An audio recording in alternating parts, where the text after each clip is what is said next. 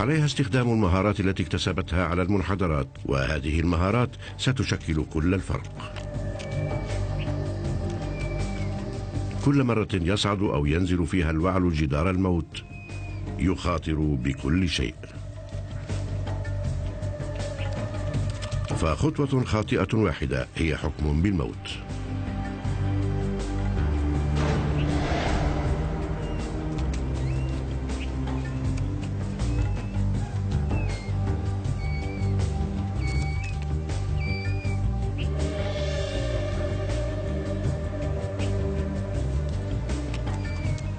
بدأت الصغار تظهر قدرة وثيقة على الصخور، وهي لا تزال غير مدركة للمخاطر التي تنتظرها في الوادي تحتها.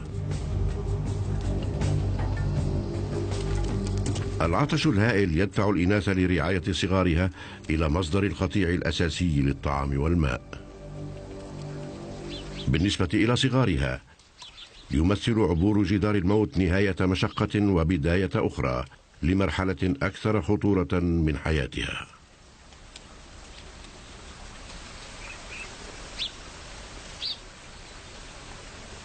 عند النبع تشرب الحيوانات كميات مياه تكفيها حتى زيارته التالية في اليوم التالي.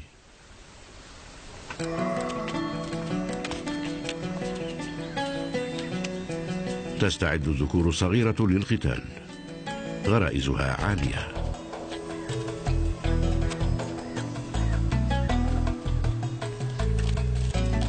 التمارين المستمرة تقوي عضلات قوائمها الخلفية، تقوي قرونها التي ستعتمد عليها طوال حياتها.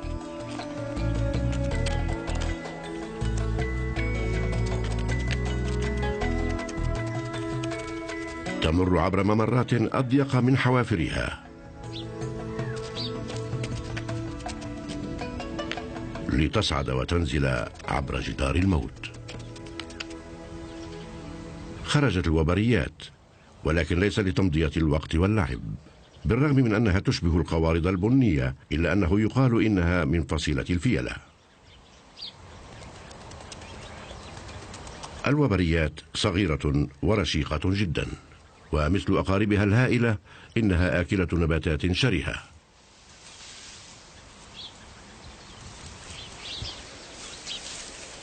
الرعي هو مصدر غذائها. المنافسة قوية.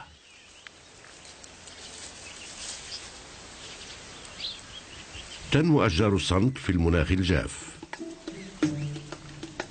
تتم مهاجمتها بهدف واحد فقط، ومن كل حدب وصوب تقريبا. شعار البعض: الأكل حتى الانتفاخ.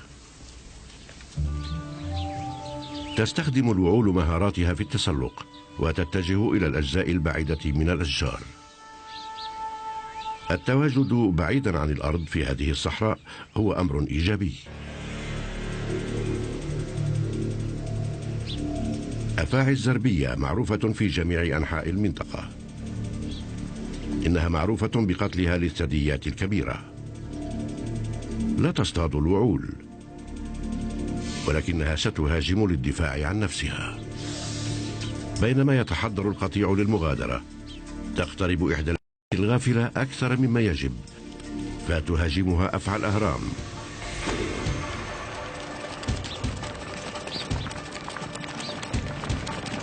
هرب القطيع المذعور بحثا عن أمان المنحدرات.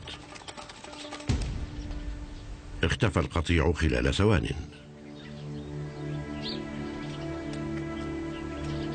استسلمت الأنثى المهاجمة بسرعة للسم المميت. صغيرها بقي بجانبها. حاول إيقاظها دون جدوى.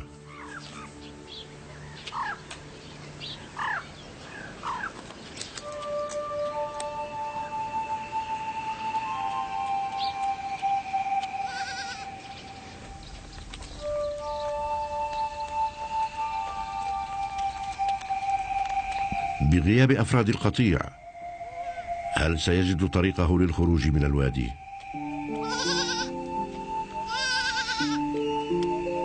بدأ ينادي.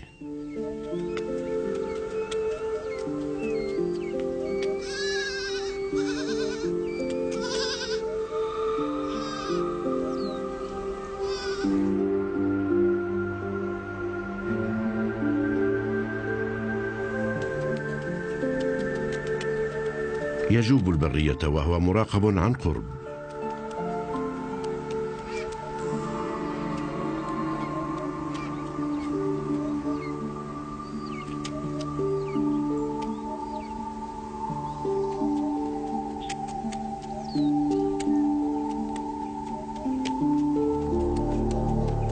في مكان قريب كانت أنثى ثعلب قد أنجبت مجموعة من 7 جراء.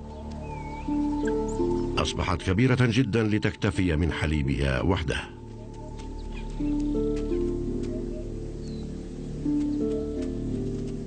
لن يبقى الوعل الصغير حيا حتى نهاية الليل.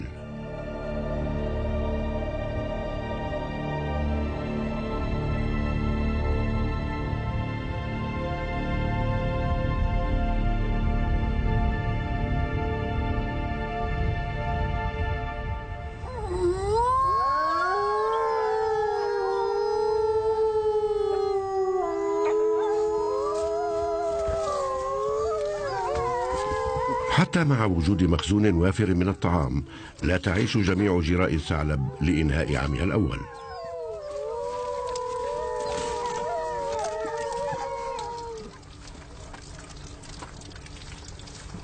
يكفيها اللحم ليوم واحد فقط.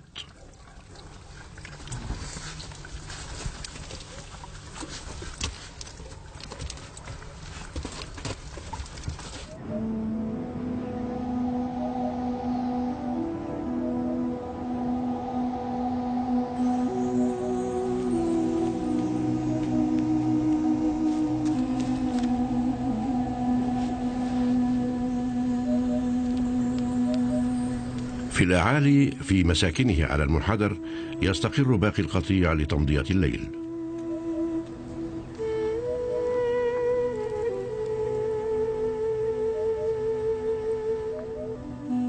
ولكن الصحراء لا تنام أبدا. مخلوقات النهار تتبادل الأمكنة مع مخلوقات الليل. اكتشف ثعلب أحمر بقايا أم الوعل.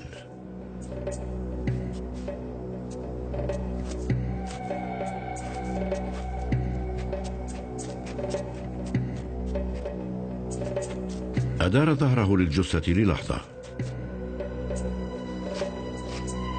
ليست بحركة ذكية في مكان يعج بالحيوانات الزبالة.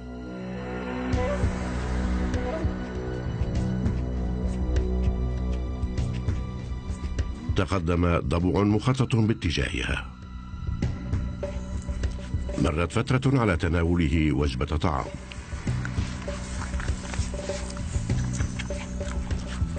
إيجاد الجثة سهل الأمر عليه.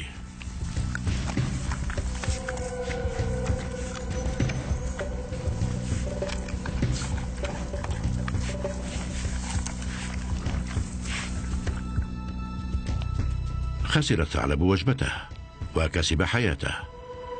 هذه صفقة جيدة.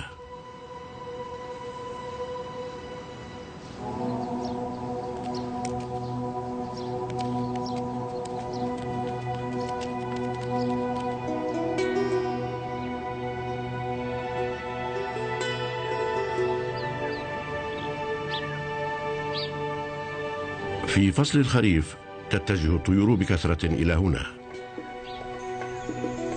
تملأ آلاف طيور اللقلق والطيور الجارحة السماء فوق صحراء يهودا.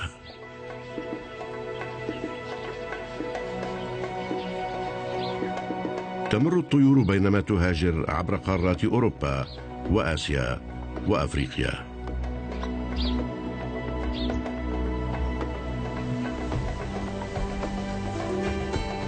المنحدرات التي تحمل وعل تمنح الطيور الطاقة.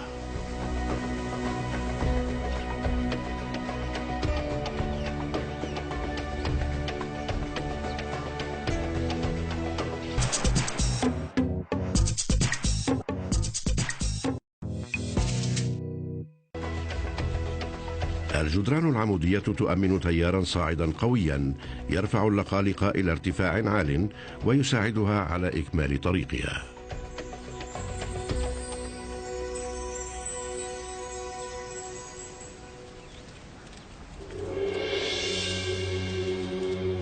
في هذه الأثناء تقوم صغار الوعول بعبور المنحدر يوميا، ما يجعلها تتقن مهاراتها البهلوانية. هناك شيء ما يتعقبها، إنه متسلل من نوع ما. إنه ذكر صغير، وهو ضحية الهرمونات المستعرة.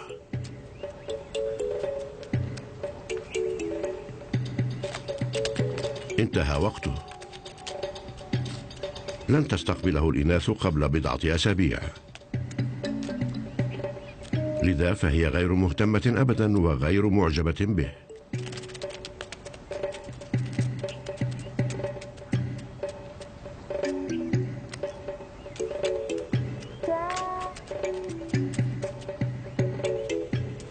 تنتظر الإناث ظهور ذكور حقيقية.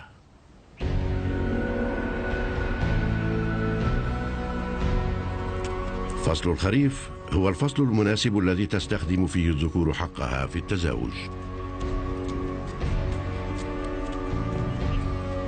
قطعت هذه الذكور الكيلومترات لإيجاد شريكتها.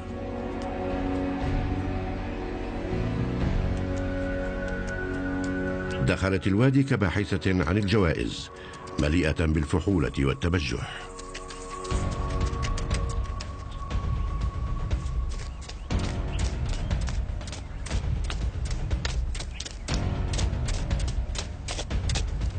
المهمة الأولى إبعاد الذكور التي لا فرصة لها بالتزاوج. معظم الذكور الصغيرة تعرف متى تستسلم.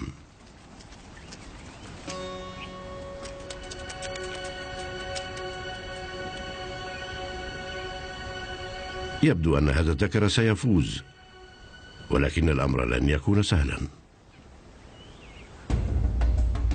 يدخل صغير غريب إلى الساحة. إنه تقريبا بنفس حجم الذكر المسيطر.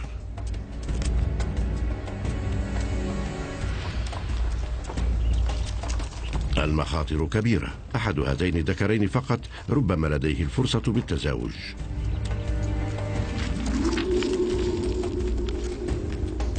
على الصخور يمكن لميزة صعبة أن تؤثر في النتيجة.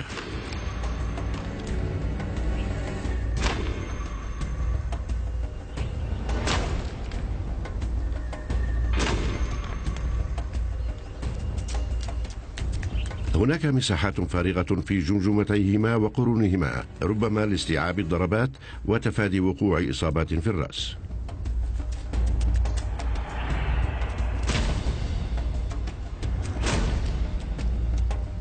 المنافس إلى اليسار ليس بالخصم السهل. تظهر علامات الإرهاق على الذكر المهيمن. هذا ليس عراكه الأول لهذا الموسم، وهو بحاجة إلى الفوز.